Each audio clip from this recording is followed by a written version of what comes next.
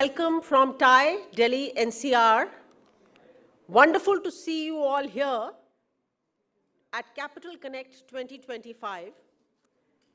And this is a very special event, something that we are actually putting together for the very first time, and we are looking at a wonderful future for this event. This is an event that brings together architects of India's investment future all under one roof. Thank you once more for being here. Ladies and gentlemen, this year we all as Thai celebrate our 25 years in India. And what a phenomenal journey it has been that has transformed the very economic and social fabric of this country, as startup entrepreneurship today almost powers India's growth story. And at the heart of it all is the investor community that is pretty much the engine for this startup growth story that India is witnessing today. In this room itself today, we have an extraordinary convergence of minds. We have investors managing billions of dollars in assets. We have leaders of India's regulatory framework, pioneering venture capitalists, and strategic sort of enablers who are shaping what is happening in the ecosystem today. The timing of today's gathering couldn't be more significant. We are, as a country, standing at a cusp of becoming a $5 trillion economy. And we are witnessing unprecedented opportunities across multiple sectors, ranging from deep tech to clean energy, digital infrastructure to manufacturing innovation. Today's agenda has been carefully crafted to foster meaningful dialogue, create actionable insights. We begin with an inaugural keynote with Shri Manoj Mittal, Chairman and Managing Director, SIDBI. Unfortunately, Mr. Mittal yesterday had to change his plans because of a high-level visit to Mumbai, because of which he could not be here in person. But he's been kind enough to record a video message for us late last evening and send it over, which is the one we will be using today. But he's promised us another occasion where he is going to be addressing us in person. So that's that. And the rest of the agenda that we have here today will be focusing on regulatory framework, on aspects of entrepreneurship or aspects of investment that multiple investor communities are looking at, strategic entry pathways. But sincerely, this event, Capital Connect, is more than just a conference. It is a catalyst for partnerships that are going to shape the next decade of India's growth story. Before we go forward, a very special mention for SIDBI, whose support has made this gathering possible. Also, a quick note on today's format. Each session will include dedicated time for audience interaction, and we encourage you to use our hashtag Capital Connect for your social media posts, etc. So let's make this event count in India's growth story. Our inaugural keynote brings us face to face with a visionary who has been instrumental in reshaping India's entrepreneurial landscape. As the chairman and managing director of SIDBI, he oversees an institution that has become the backbone of India's MSME and startup ecosystem, managing funds of funds that have transformed how we nurture innovation in India. Under his leadership, SIDBI has evolved from being just a refinancing institution to becoming a catalyst of entrepreneurial growth, pioneering new financing models that are powering India's next generation of entrepreneurs. Ladies and gentlemen, please join me in welcoming Shri Manoj Mittal, Chairman and Managing Director, SIDBI, who will be sharing his insights on catalyzing India's growth, SIDBI's vision, and role in transforming the investment landscape. Namaskar. My name is Manoj Mittal and I'm CMD SIDBI. At the outset, please accept my sincere apologies for not being able to make it personally over there. I was scheduled to come there personally, but due to certain official exigencies, I have to be in Mumbai today. So please accept my apologies. Before getting to the topic, let me convey my sincere thanks to TAI, an organization probably I have known for more than 2 decades. and probably they are the oldest in the business of uh, advising people, mentoring people. Before these two words really, mentoring, acceleration became popular in India, uh, uh, they have been doing it much before, and these words have come much later in the Indian startup industry. So my compliments to Tai for carrying on this fantastic work. Now coming to India, today's India has become aspirational. We are talking of a $5 trillion economy in next few years, and thereafter we are thinking of not only just thinking of, we have started designing programs to become an developed country by 2047. And all these plans, MSMEs are going to play a very, very important role. Right now, MSMEs contribute roughly one third of the GDP and roughly 45% of the exports. This data is very well known. But increasingly, if we have to grow further, we have to become a $5 trillion economy in the short to medium term, MSMEs contribution will have to further increase. And that's where there would be a lot of scope for the small enterprises, startups, new and advanced technologies, processes, innovations will have to come. And when these things are to come, SIDBI cannot be far behind. SIDBI, it's a principal financial institution for promotion, financing, and development. So I'm using three words: promotion, financing, and development of MSMEs in the country. It was set up in 1990, so 35th year, you can say. And we have become, in these years, a 5.5 lakh crore institution with a net profit of roughly 4,000 crores of rupees. Besides having strong financials, SIDBI is seen, and SIDBI has established itself as more of an ecosystem player. We try to develop an ecosystem for the MSMEs in the country or the startups in the country. There are a lot of things which I could say over here, but to remain focused on the topic of the startups, I would mainly talk about the startups. So, uh, startups, venture capital, SIDBI has been in this business for last more than 30 years. So we started with the regional fund of funds. We were promoting various state level funds to invest into the equity of small companies. Kitwen at Karnataka, Jaipur, so many states we have been doing it over a period of time. 25 years back, we started SIDBI Venture Capital Limited, a venture capital company, which has so far managed 11 funds. So after this came Fund of Fund for Startups, sometimes in 2015-16, a 10,000 crore fund to invest into the AIFs. And results are well known, but still at the cost of repetition, I'll say this whole amount has been fully committed, and we have supported over 150 AIFs in the country. And around 1,200 startups have been funded out of this. The beauty of this FFS has been that a large number of these asset managers are first time fund managers. And there is a good percentage of the women fund managers also in this. So there is a lot which I can keep talking about the success of Fund of Fund for Startups. But what I can say at this juncture, this is money which was given by DPIIT, Government of India, and SIDBI is managing it as an agency, has been able to channelize assistance of roughly 80,000 crores of rupees. So this is a multiplier of 8x against a fund size of 10,000 crores of rupees. So this has been a wonderful journey, and SIDBI has been able to make a difference with the help of this particular fund in the startup space. Now, we also learned our lessons after operating this fund of fund, and we have come out with certain new things. For example, we have started a new product for the venture debt, particularly those startups which are finding it difficult to dilute their stakes. They need some kind of a debt here. So we have started taking exposures directly on the startups, and a book of about 500 crore has already been created.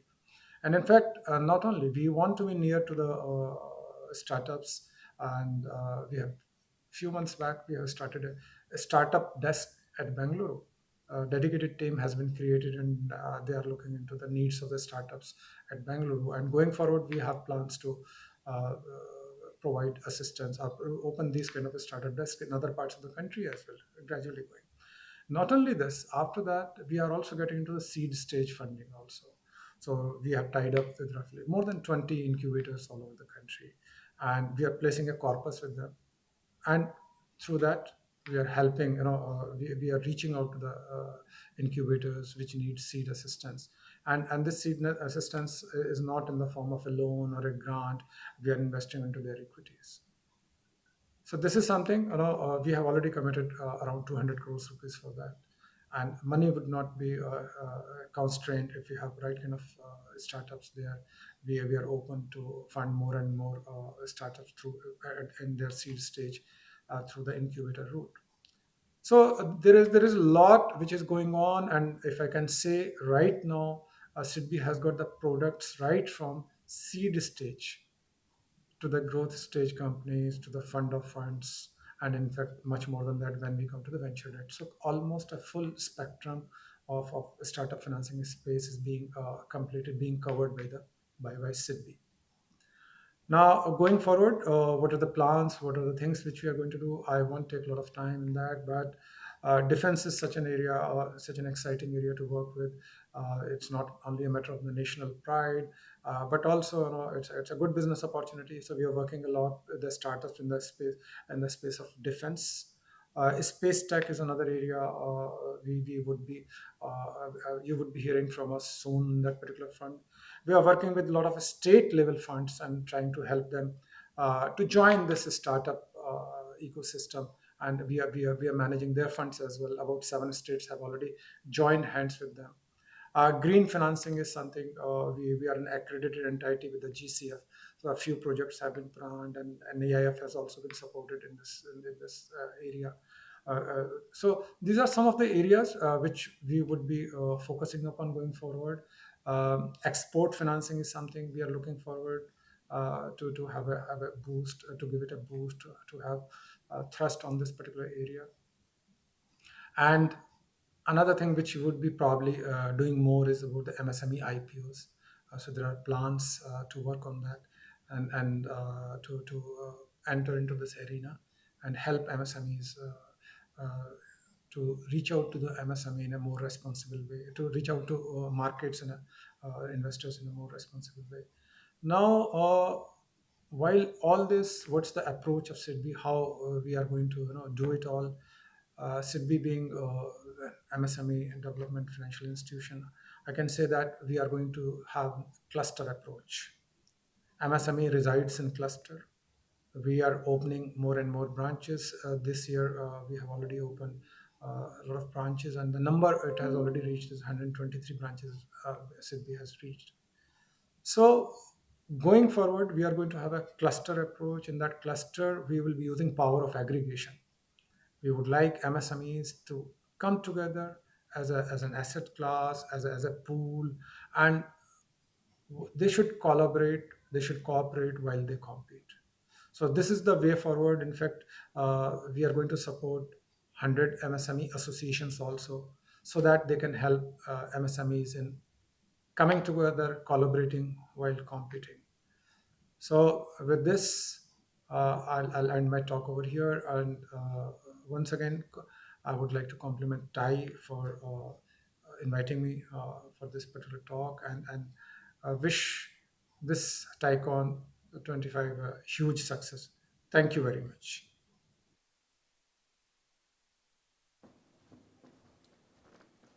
Thank you very much, sir. Thank you for outlining how SIDBI is actually working with startups and investors from seed to growth stage, and also MSME IPOs.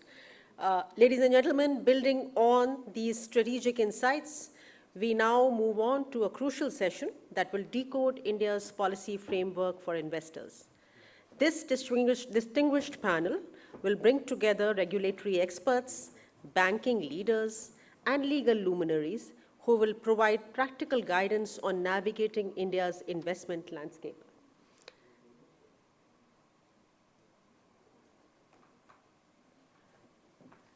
I am happy to welcome on the stage Shri Ravi Kishore, DGM SIDBI, who brings with him deep expertise in the policy implementation space. Gaurav Sabu, Axis Bank, spearheading new economies initiatives for Axis Bank. We got Nidhi here. Right. We have Nidhi Killawala from Khaitan and Company, a leading voice in the whole investment regulation space. And this panel will be moderated by Daksh Trivedi, Senior Partner at AZB and Partners.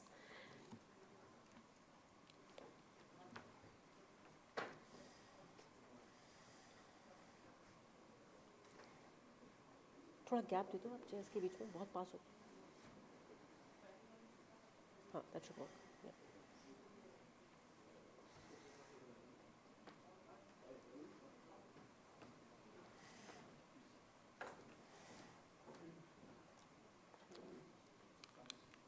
Please welcome him on the stage, Shri Ravi Kishore, Gaurav Sabu, Nidhi Killawala, and Daksh Trivedi.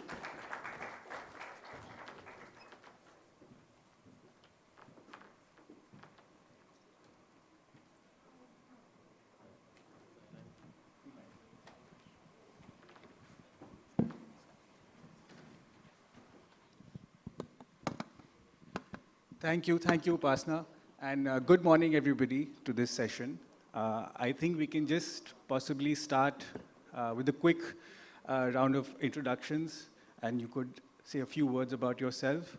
And I think just a general sort of rating on spectrum on where do you think we are as far as Indian policy is concerned? Good, bad, ugly? Sure, hi. Good morning, everyone. I'm Gaurav Sabu. I head the financial sponsors in the new economy business and Axis on the corporate banking side. Been with Axis for over 7 years. Before that, spent a decade in Citibank. Was an ED in Standard Chartered. Just coming to where I rank our policies today, maybe a 6 on 10. Yeah.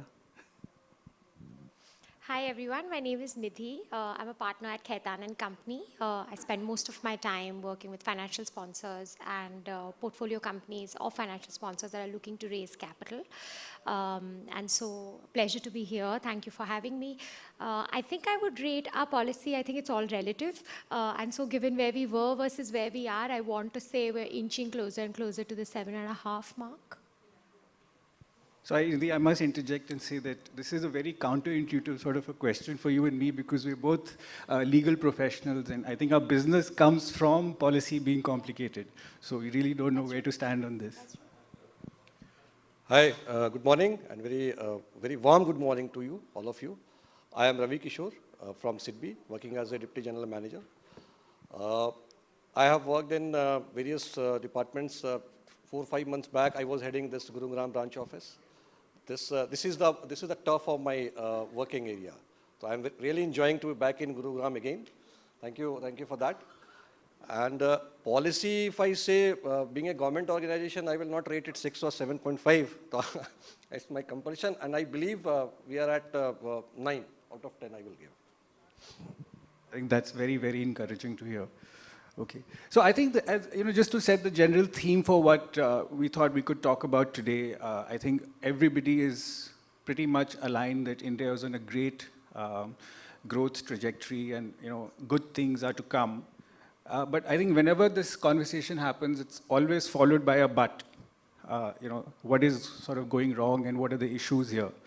So general theme is to obviously talk about the positives that we have going on, and also touch upon what you folks think can be, seen as improvements, and what is it that we can do to, sort of change the policies to turn India more towards the growth trajectory. So I think, having said that, Gaurav, do you want to sort of talk about what NEG is doing, and, as a first question, what is it that you're bringing to the table?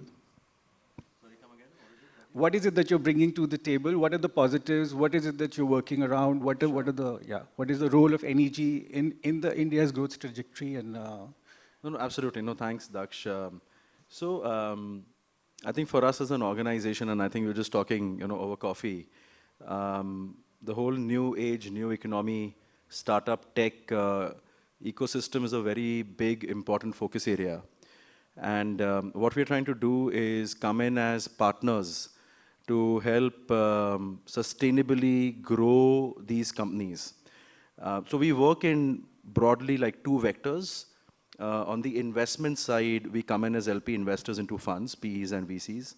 We also help these funds which are focused on coming in as equity partners into startups, raise capital through our private wealth side through distribution of funds. And then we bring in our IB side to basically kind of also see what strategic startups can be identified by funds, M&As, syndication, pre-IPOs, IPOs. We are very active on that space. So that's one part of the work that we are doing over here. The other part is working with the portfolio companies, like you mentioned, of these investors, coming in as lending partners. And I think going beyond that to see that not only how can they become our customers, but how can we become their customers. So for example, today we run a lot of offers, on our debit card, credit card. We do a lot of co-creation, with fintechs. We work in a strategic manner, with our Bharat banking team, with agri-techs. So the whole idea is to become very solid partners because that's what we believe is the way forward. And of course, in all of this, and I'll kind of probably come on that during our conversation, we are also kind of trying to see that basis the current regulations, policies, how can we become enablers to ensure startups are able to grow on the right side of regulations, not just now, but on an ongoing basis. Thank you. I think that's also very, very encouraging to hear. And particularly just in terms of, the sort of overview that you gave us, what is it from the policy point of view that you think is really helping the startup sector? I know that there is anyways a lot of impetus and push, from the government to sort of raise this sector up, but particularly anything that stands out for you? Yeah, I think one of the areas, so we also work very closely with RBI, with NPCI, with various bodies. I think RBI or regulators are really trying to see how can they protect the industry and the customers. So let me give you an example. In 2020, they came with the payment aggregator, guidelines. And it was important for the banking system to basically come in with a nodal or an escrow solution. But not just that, around those solutions, what was needed was you needed to have an acquiring capability, which would have the funds flow from acquiring to the nodal escrow. And then you needed a real-time API solution for payouts, for example. So, so in one way, the regulators created a broad framework, and then the banking and the fintech or the startups came together to see how we can really create a very efficient model on it. Similarly, last year, the regulators came out with the payment aggregator cross-border model. And there again, from a AD perspective, banks are right now, a lot of pilots, a lot of new products are getting tested to see how India can become a very relevant cross-border participant globally. So today, the value of Indian trade is very, very limited. But I think by 2030, not only will this contribute substantially to India's GDP, but also to the global trade and commerce.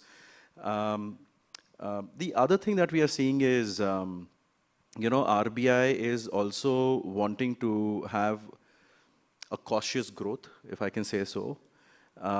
So be it on unsecured lending, NBFCs and others, they continue to kind of see how that can be managed in a way which is sustainable. So we again kind of, appreciate that from a regulatory perspective. What is also happening, and I'm sure many of us must have faced it directly or indirectly, is a lot of online fraud.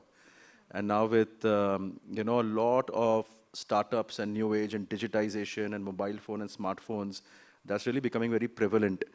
So then we as financial institutions, as regulated entities, are also working with the regulators to see how there can be better control, checks and balances.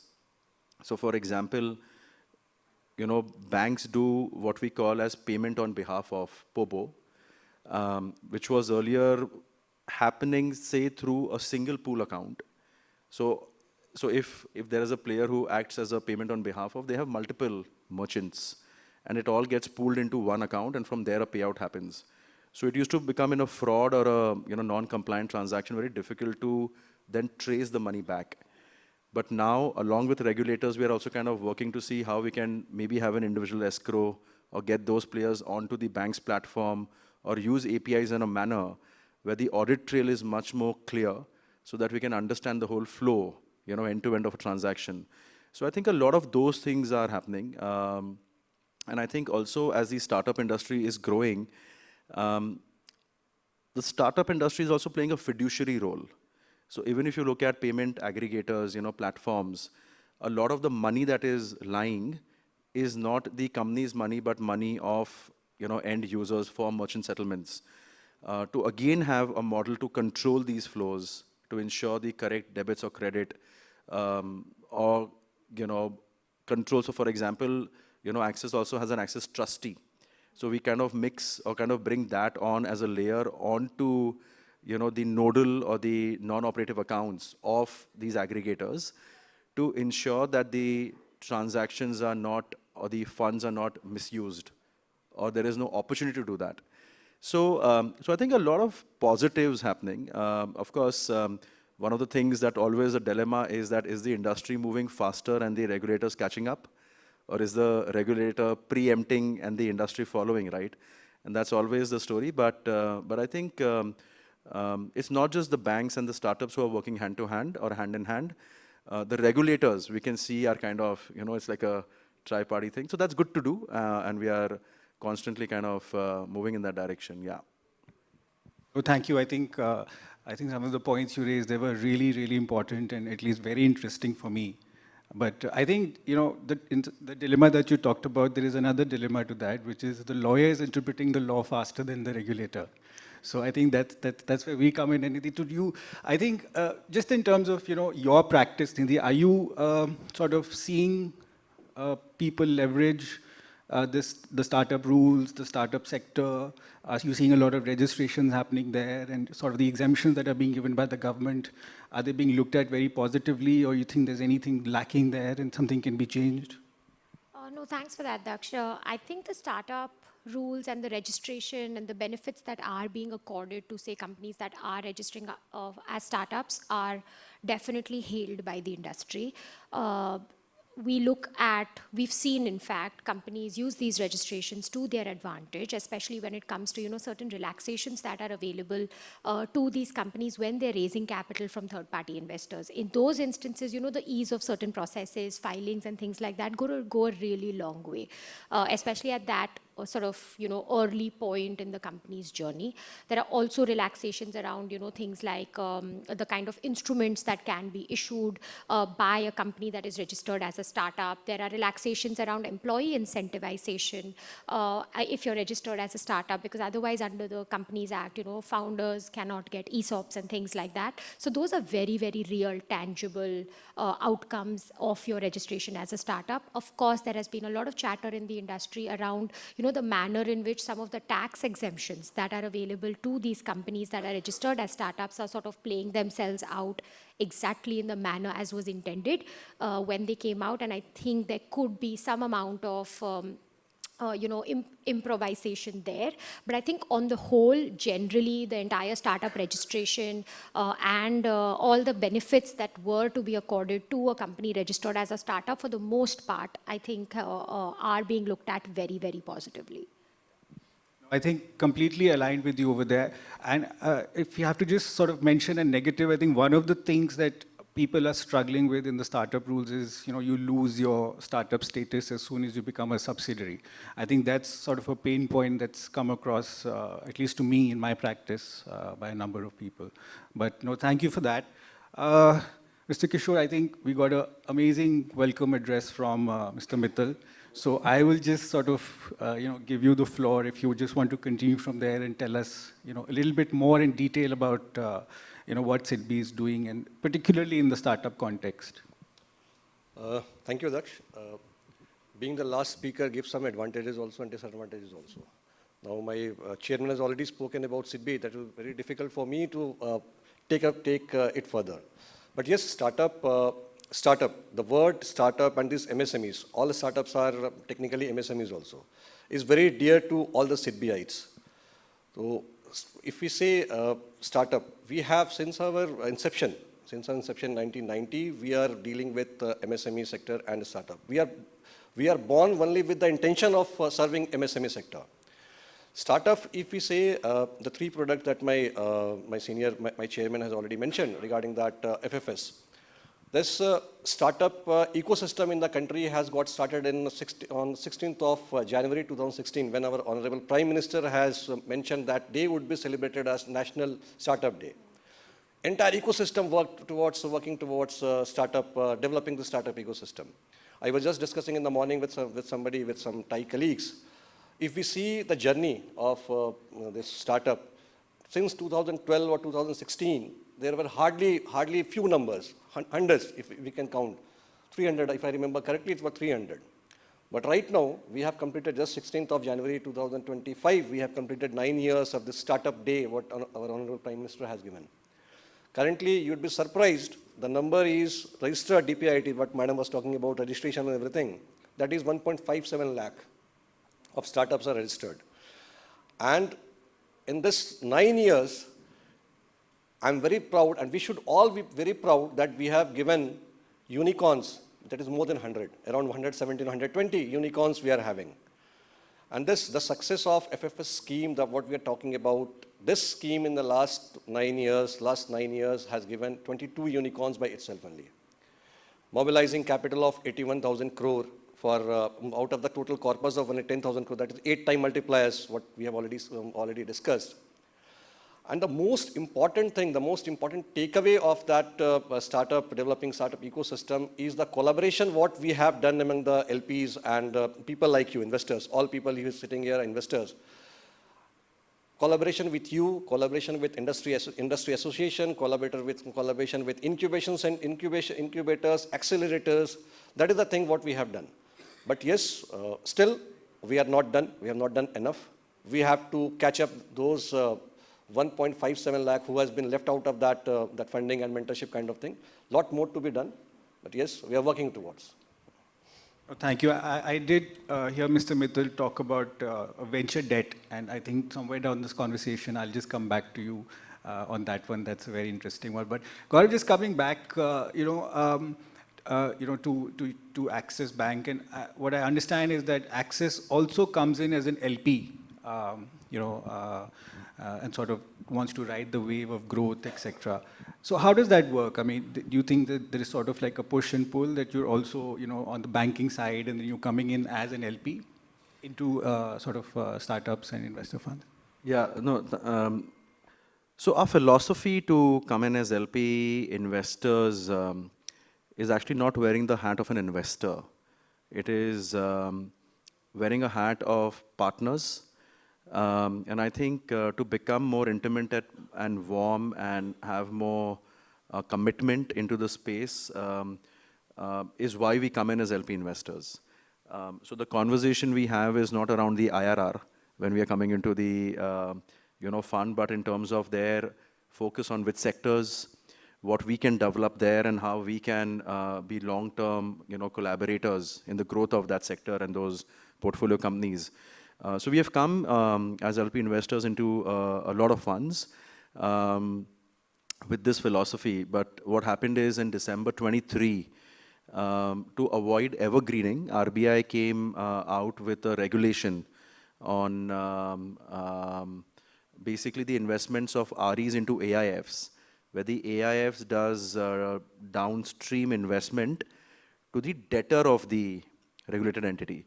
So I think the intent was to avoid evergreening, which is the right intent.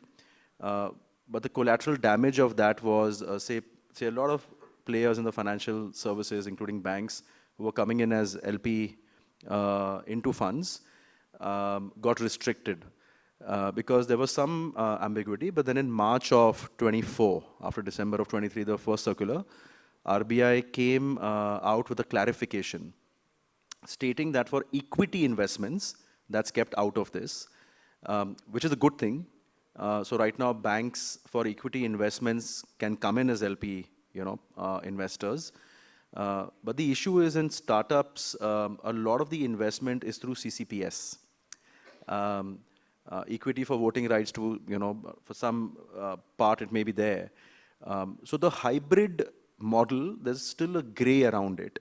A lot of, players, investors, funds, banks have reached out to the regulators for clarity on that, and we are expecting that clarity. But as of now, we continue to come in as LP investors.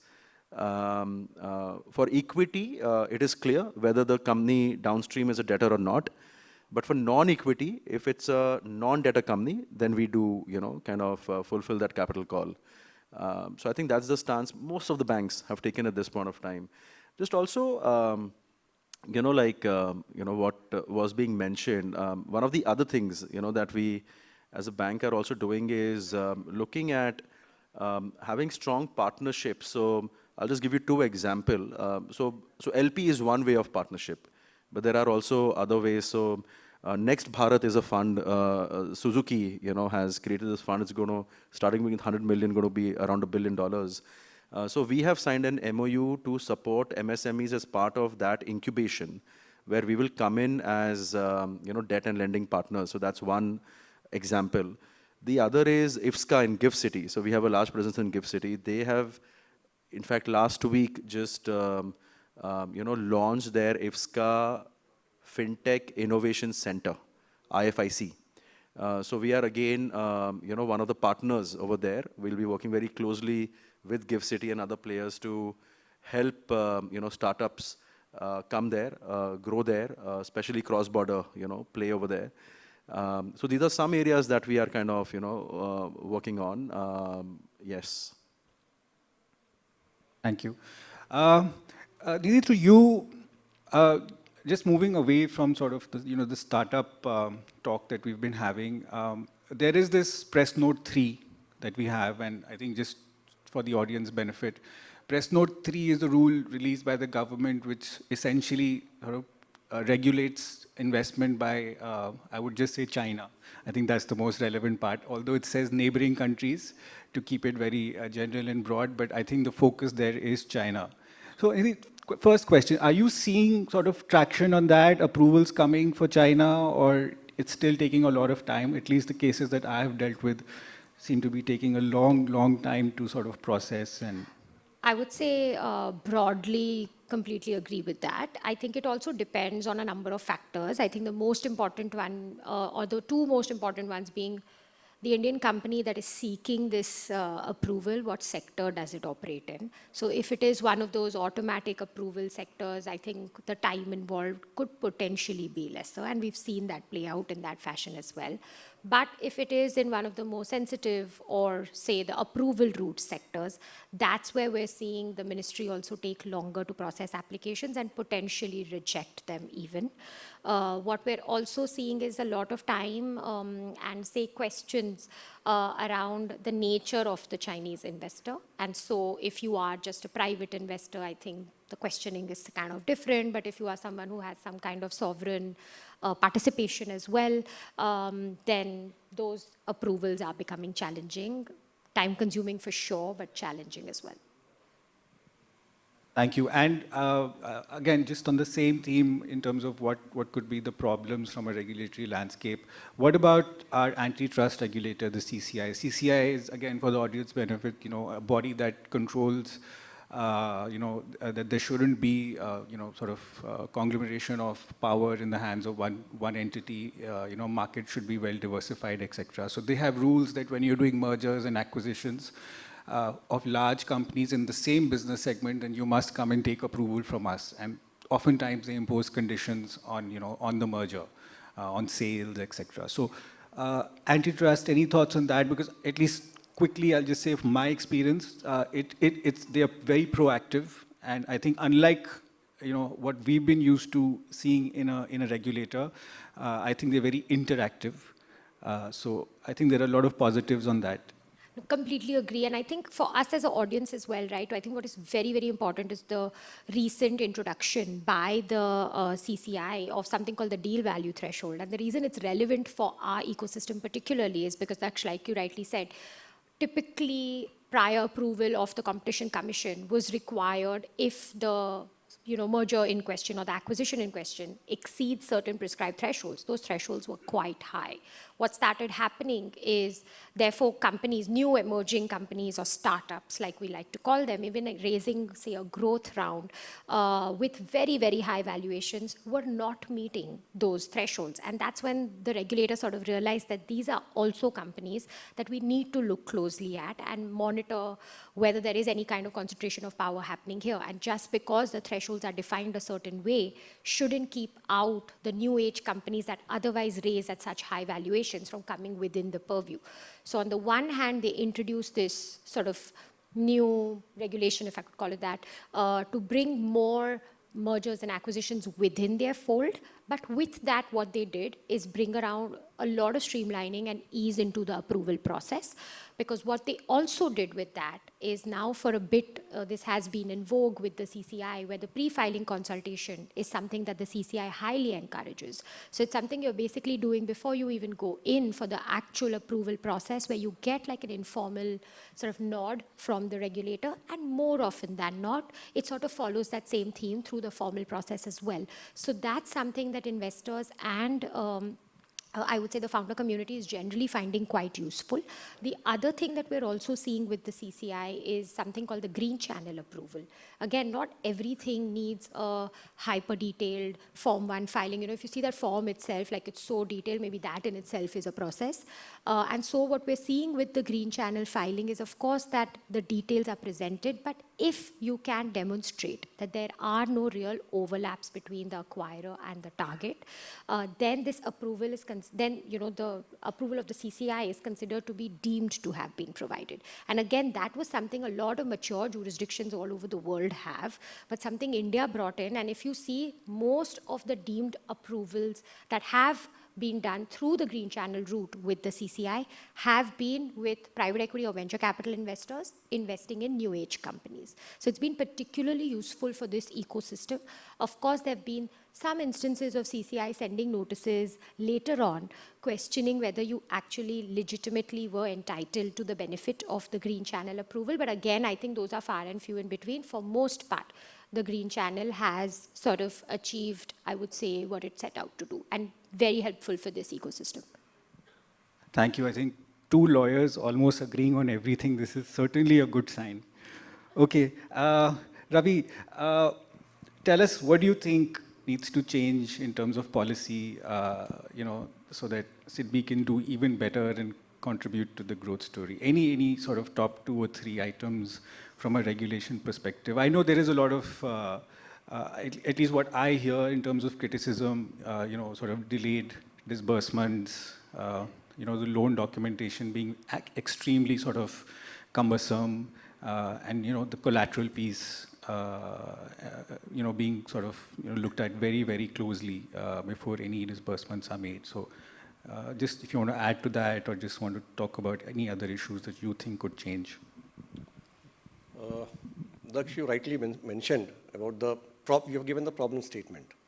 There's delayed payments and a lot of documentation kind of thing, plus lack of collaterals are the problem statements. Yes, we agree.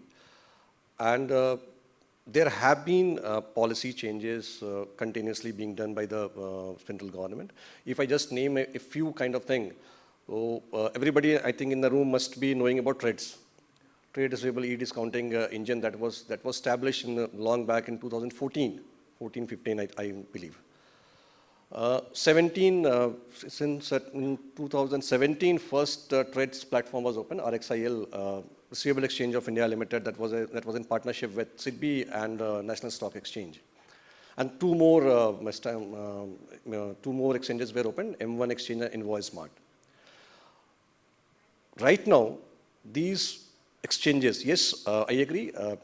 The problem of delayed payments has been not completely solved, but yes, I will be happy to share that in the last 4-5 years of this assistance inception, they were able to discount 3 lakh crore of worth of invoices into that. 80,000 MSMEs were registered into that. Even in the last budget, if we talk about the policy changes, in the last budget, it was announced to decrease the threshold limit for the companies who can register themselves as a buyer, those who can register themselves on the TREDS platform, from 500 crore to 200 crores. And that has helped around 22 central procurement agencies, central government manufacturing units to onboard this TRED platform. Again, there is a MSME champion portal, you must be knowing about that. Again, to cater this, the issue of delayed payment, government has started MSME Samadhan. That is a portal where any startup, even startup, and delayed payment is not it's not a small word. Delayed payments means it can make your business stop. It can just, you have to close down your business because of the cash flow issues. Government has come up with a concept of MSME Samadhan, where if anyone, any small MSME or startup is having issues getting its money back, they can approach this MSME Samadhan and arbitration can be done. Right now, I was just, yesterday evening, I was Googling something. I got the data. Around 2 lakh application has been filed till date. And just on filing this 2 lakh application, 20,000 people have, 20,000 buyers, those who have to pay the money, came voluntarily and paid the amount. We don't want any legal issues, any kind of thing. So that is the power. But yes, many things needs to be done. Everyone, that is our responsibility.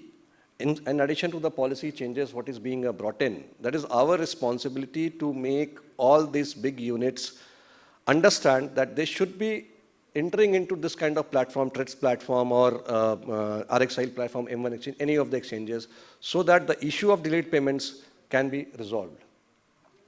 Again, one more, but yes, lots, again, I told earlier, lots needs to be done. So, simplified documentation is very much important. I take the clue from Gaurav, what Gaurav was telling earlier, that the account aggregators. That is a very big step in decreasing this kind of stringent documentation kind of thing. So every bank, even SIDBI as being a financial institution, we are also tying up with this account aggregators and trying to reduce this paperwork, what is being called from the startups and this MSME sector. I will just give you an example that last 2 years back, with the help of this account aggregators and GST and everything, pulling every data from the available resources, we are in a position right now to give sanction and disburse within 24 hours. Just on the click button, the people will get whether it is to be done or not. And if it is done within 24 hours, money is credited into their account. That kind of, we are having express scheme kind of thing that is being done. One more point I want to add in front of all of you, that informal micro enterprises we must all be hearing.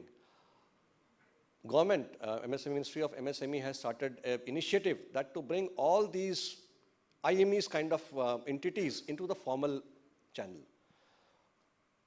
Till now, 2.5 crores of entities have been brought to the formal channel, and by bringing them into the formal channel, they have now become eligible for bank financing and any kind of government subsidies that is being given.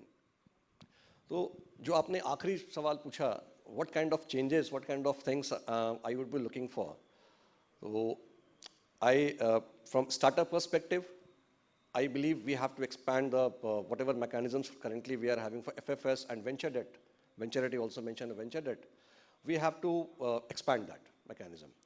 And we have to reach to the tier 2. It should not happen that this startup culture is being flourished only in the metropolitan cities. But we have, all of us to make it achievable that startup culture should also be cultivated in tier 2 and tier 3 kind of cities. And even for, I will say, awareness. Awareness is very important.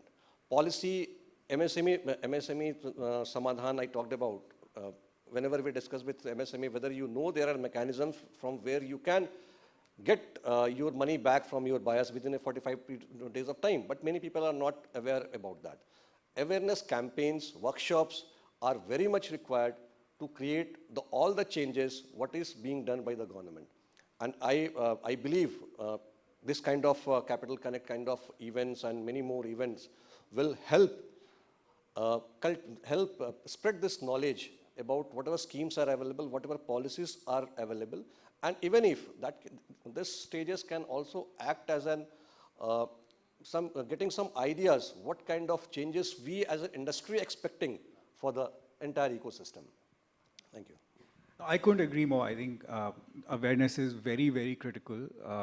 I think there are so many initiatives that the private sector and the government, are coming up with, and it's just a matter of, letting people know what these initiatives and benefits are. And I think you are doing a great job, and as are you. I think we just have a couple of minutes, so I'll just sort of, have this last question for you, and not really policy related, but I think one of the sort of deterrents in terms of, investment into India, one of the most negative feedbacks that we receive, or we had received earlier as lawyers, was that do contracts in India, have sanctity? And even if they have sanctity and are going to go to courts, how long is it going to take to get relief? I think on commercial matters, at least personally for me, I have started moving away from arbitration and coming back to courts. I think, at least in the metros, the courts are very commercially savvy now. So again, I just wanted to get your thoughts. Are you sort of, feeling the same way that, yes, things are really improving, courts are commercially savvy, and decisions are being given faster and in a very equitable way? I think that's a loaded question. Yes or no also. One word answer. Yeah, no, I would say we're certainly moving in the right direction given where we were. Again, everything's relative. Where we were versus where we are, yes, courts have become definitely more commercially savvy. What we're seeing, and it's all out there in public domain, right? We do have a court in the country that that gave a decision in the Tata Docomo matter, right? And like in favor of Docomo. And so, that also does a lot to instill the confidence of foreign investors in the country that when you do sign documents, even with like big Indian powerhouses, business houses, as long as, the document is enforceable, the letter of the law is written correctly, it will stand the test of courts in India. In terms of timing, I think interim relief certainly has truly become efficient.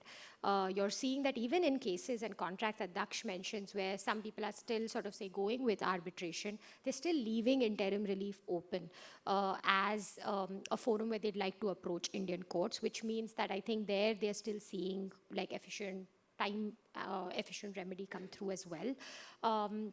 And so I would say, yeah, I think enforceable contracts are definitely or questions around enforceability of a contract in India is a thing of the past. I don't think I would wonder or worry about that too much. Timing, of course, we could do better, but I think we'll get there. Thank you. Do we need to keep some time for questions, or can we continue? Okay. So we have about 8.5 minutes. If anybody would like to ask anything of the panel, please do.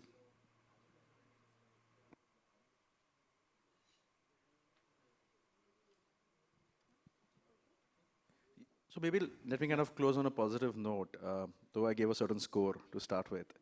And I think that score is there because, in India, we are at a trajectory or a growth trajectory, right? And getting into a maturity, and it's part of the journey.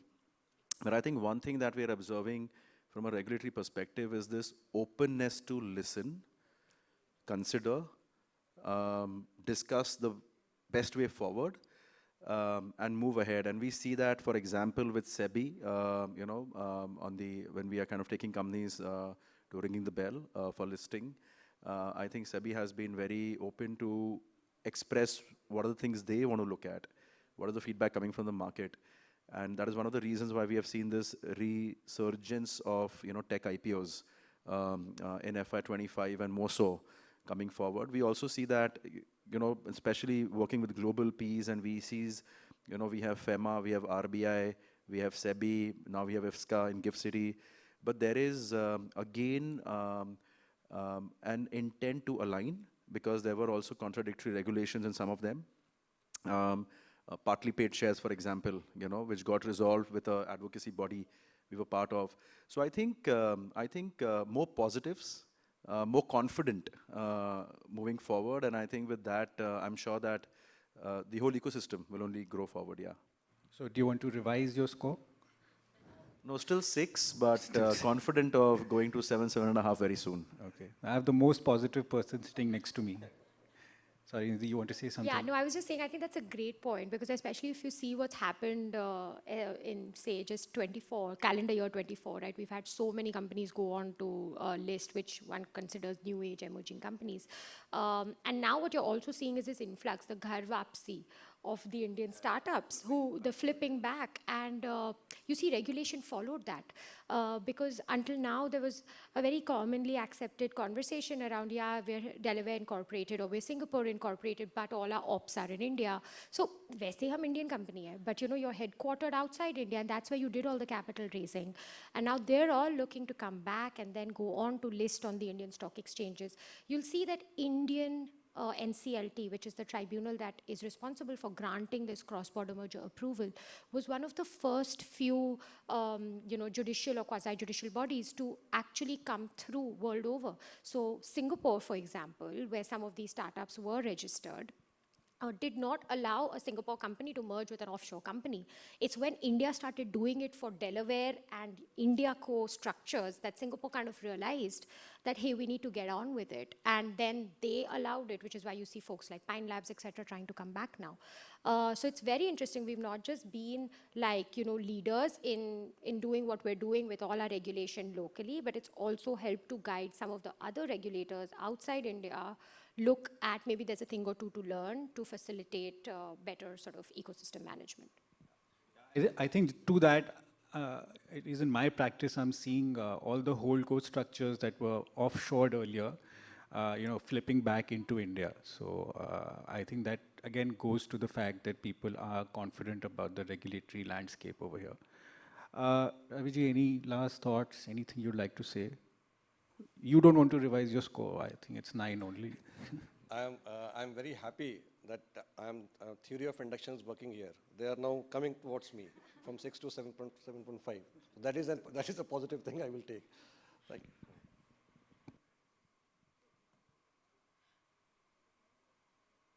I think with that we're done. Pastor, would you want to?